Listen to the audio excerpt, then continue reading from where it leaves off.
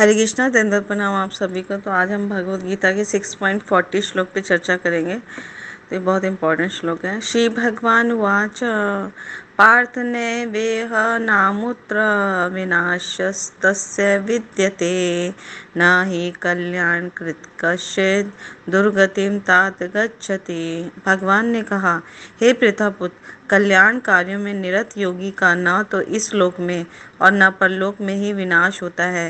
हे मित्र, भलाई करने वाले का कभी भलाई करने वाला कभी बुराई से पराजित नहीं होता। तो शिव पापा जी बहुत सुंदर समझा रहे हैं कि पीछे 2-3 श्लोकों में अर्जुन ने अपने संशय पूछा था कि अगर कोई आत्म साक्षात्कार में लगा है और अगर वो असफल हो जाता है या भ्रष्ट हो जाता है या गिर जाता है, किसी कारणवश विचलित हो जाता है, तो क्या उसे सफलता मिलेगी या योग सिद्धि को क्या प्राप्त होगा।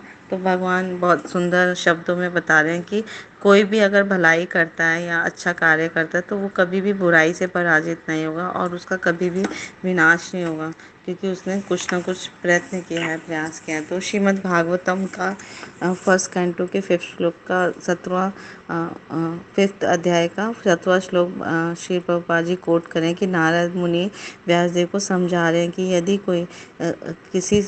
कोई समस्त आशाओं को त्याग कर भगवान की शरण में आते, यानी कि उसने बहुत प्रयास किया पर उसे सफलता नहीं मिल रही भौतिक जीवन में, तो थोड़ा बहुत वो भगवान की शरण में आ जाता है। तो कैसे भी करके जब वो भगवान के पास चला जाएगा तो उसमें उसको कभी भी क्षति नहीं होती और ना उसका पतन होता है।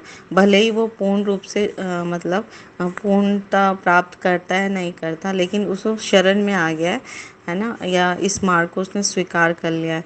तो अगर वो असफल भी हो जाता है तो उसका जो जीवन में है ना, उसको आध्यात्मिक जीवन में धीरे धीरे प्रगति करने का भगवान जी वो करवाते हैं, सुलभ करवाते हैं। लेकिन जो अभक्त होते हैं वो अपने अपने बिजनेस में, व्यवसाय में लगे रहते हैं, लेकिन वो कुछ भी प्राप्त नहीं कर पाते, क्योंकि सभी का जीवन का अल्टीमेट गोल है भगवत प्राप्ति करना। ये जीवन ही, मनुष्य जीवन ही मिला है भगवान की सेवा पूजा करने के लिए। तो अगर हम चाहे कितना ही बड़ा बिजनेसमैन बन जाए या कितना ही धन कमा ले, कितना ही ऐश्वर्य मिल जाए, बल मिल जाए, ख्याति मिल जाए, लेकिन अगर हम भक्त नहीं हैं तो हमें कुछ भी नहीं मिला, ज़ीरो है वो। वो जो भौतिक लाभ मिला वो ज़ीरो है। लेकिन अगर हम उसका उपयोग भक्ति में करें या भक्ति में आ गए तो आपको चाहे कुछ मिला भी नहीं है तब भी आपकी सफलता ध्रुव है। तो ऐसा हमारे शास्त्रों में बताया गया। तो जीवन में आध्यात्मिक उन्नति, कृष्ण भावना अमृत के लिए योगी जो है सारे भौतिक कार्यकलापों का परित्याग करता है। पर शुरू में हमें ऐसा नहीं कर पाएंगे। हमें युक्त वैराग्य करना चाहिए। अपने पास जितना भी हमारे पास तन मन धन है सबको भगवान की सेवा में लगा देना चाहिए। तभी हमारा वो भौतिक जो चीज़ें हैं या भौतिक हमारा संबंध है किसी से, वो सफल हो पाएगा। तो कोई ये तर्क कर सकता है कि कृष्ण भावना अमृत जब पूर्ण हो जाए तो क्या वो सर्वोच्च सिद्धि प्राप्त हो सकती है। तो ये अगर हम कृष्ण भावना भावित में पूर्ण अवस्था या सफल हो जाएंगे तो यही परम सिद्धि है। तो शास्त्रों का आदेश है कि अगर कोई स्वधर्म का आचरण नहीं करता, यानी कि हम जो शास्त्र है ना उसमें पुरुषार्थ के 4 स्तंभ बताए गए, धर्म अर्थ काम मोक्ष।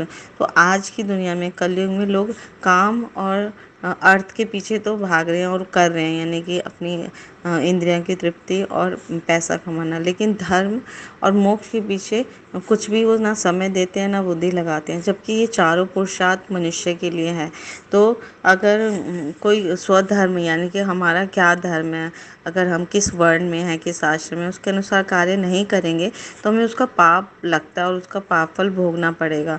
और जो दिव्य कार्यों को नहीं ठीक से कर पाता तो उसको भी उसे मतलब पापी हो जाता है। इवन आप शुद्ध शाकाहारी भी हैं, अगर भगवान को बिना भोग लगाए प्रसाद खाते हैं, कोई भी कुछ भी, तो आपको उसका पाप लगता है ना, आप पाप के भागी बनते हैं।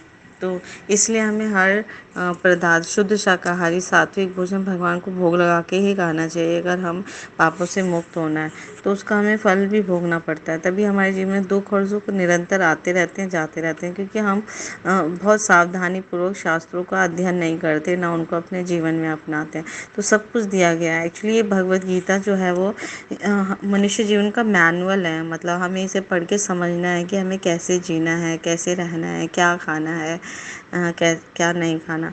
तो भागवत है ना, भागवत पुराण, भागवत गीता ये आश्वस्त करता है कि अगर असफल भी हो जाए ना कोई भक्त या योगी, तो उसको चिंता करने की आवश्यकता नहीं है, क्योंकि उसका मार्ग चाहे वो धीरे धीरे चल रहा है पर सही मार्ग पे चल रहा है, तो उसकी सफलता ध्रुव है, जरूर मिलेगी उसको। कृष्ण भावनामृत में कभी भी विस्मृति नहीं हो सकती। तो बहुत सारे सुंदर सुंदर एग्जाम्पल भी भागवत में आते हैं, जैसे गजेंद्र मोक्ष है। गजेंद्र जी अपने पिछले जीवन में च्युत हो गए थे, तो उनको अगले अगले जीवन में भगवान ने एक चांस दिया। अजामिल है, उसको भी चांस दिया, तो निम्न योनि में भी जन्म लेकर वो उन्होंने भक्ति की। तो इस श्लोक का तात्पर्य यह है कि दो भागों मानवता के दो विभाग हैं, नियमित और अनियमित। तो जन्म जन्म और मुक्ति के ज्ञान से के बगैर अगर हमें ये नहीं, जन्म मृत्यु जरा व्याधि का ज्ञान नहीं पता, तो हम एक तरह से पशु का जीवन जी रहे हैं, क्योंकि एक पशु जो है वो आहार निद्रा भय मैथुन इसी में लगा रहता है। तो हमारा मनुष्य जीवन एक बुद्धि मिली हुई है, हमें कृष्ण ने ब्रेन दिया है समझने के लिए कि हमें उस पशु जीवन से ऊपर का जीवन जीना है। तो शेष शास्त्र हमारे लिए ही हैं, तो इस तरह से हमें इनको समझना है। किंतु जो लोग शास्त्र के अनुसार संयमित जीवन बिताते हैं, और इस तरह से वो धीरे धीरे कृष्ण भावनामृत को प्राप्त कर पाते हैं, और निश्चित रूप से यानी निश्चित है ये कि वो जीवन में उन्नति करेंगे और उनकी सफलता जरूर मिलेगी उनको। तो इस तरह से हमें जो कृष्ण भावनामृत संबंधी कार्य यानी भक्ति कार्य जो है वो एकमात्र शुभ कार्य हैं, वही कार्य हैं जो शुभ हैं। और इस तरह से प्रकृति, हम भक्ति में के मार्ग में जब प्रकृति करने के उद्देश्य से स्वेच्छा से यानी अपने सारी असुविधाओं को स्वीकार करेंगे, यानी कि कभी कभी हमें व्रत रखने में थोड़ा प्रॉब्लम होता है ना, थोड़ा भगवान की सेवा पूजा करने के लिए जल्दी उठने में, पर ये शुरू में ही लगती हैं, लेकिन बाद में ये तपस्या भगवान सब नोटिस करते हैं, और फिर हमें एक वो परम दिव्य सुख की प्राप्ति कराने लग जाते हैं।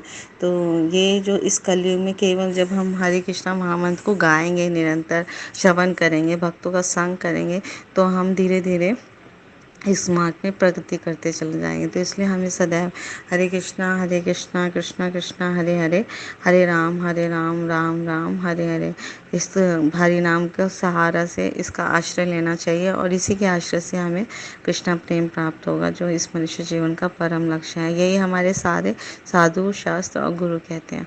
गुरु महाराज की जय, श्री प्रभुपाद की जय, आप सब भक्त की जय। Thank you so much. Hare Krishna, दंडवत प्रणाम आप सभी को।